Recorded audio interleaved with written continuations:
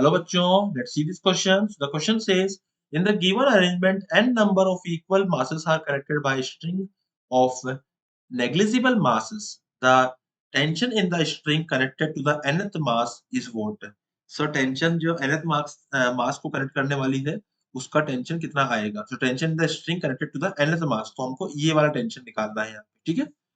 So यहाँ पे हम लोग क्या करेंगे? सबसे पहले हम लिखेंगे की concept. So what key concept going to used in this question? So the key concept that will be used in this question is F net is equals to mass into acceleration. ये हमारा net acceleration आएगा यहाँ पे, net force आएगा. F net is equals to mass into acceleration.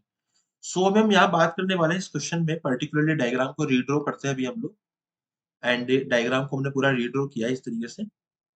सो यहाँ पे हमारे पास में एक m मास है जो कि nth मास है एंड यहाँ पे 1 2 एंड हम मान लेते हैं कि 3 मासेस हैं. ठीक है, बेसिकली ये n मास टोटल मासेस हैं n. इसका मास कैपिटल M है और ये सारे small AIIMS, small m small m small m.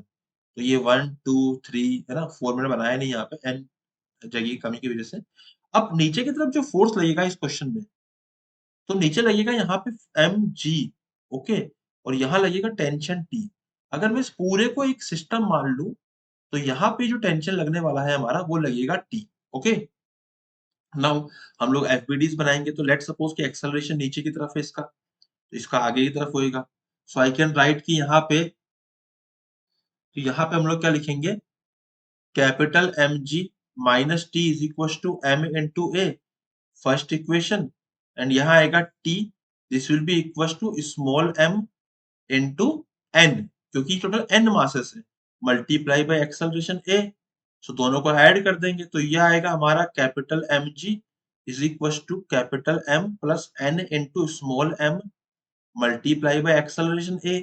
सो जो a की वैल्यू आएगी it is mg by capital M plus small n into m. ये आ रहा है मेरा एक्सेलरेशन यहाँ पर, ठीक है. सो ये मेरा एक्सेलरेशन आ गया. नाउ एक्सेलरेशन की जब वैल्यू आ गई तो मुझे ये वाला टेंशन निकालना है टी डैश. जो टी डैश होएगा ना, अगर हम देखें इसको एफबीडी बनाए इसका एक स्मॉल m का, तो यहाँ पे लगेगा टी डैश. टी डैश और एक्सेलरेशन a है, टी डैश की जो वैल्यू आएगी वो आएगी स्मॉल m इंटू a.